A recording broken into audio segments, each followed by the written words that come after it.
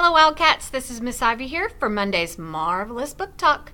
Today I'm sharing with you The Always War by Margaret Peterson Haddix.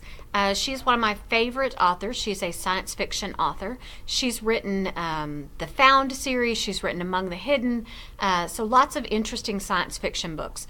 So if you like mystery, you like things like the Divergent series, you're probably going to like her books. So this one takes place in a war-torn future United States, where 15-year-old Tessa and her childhood friend Gideon and a street orphan named Deke enter into enemy territory.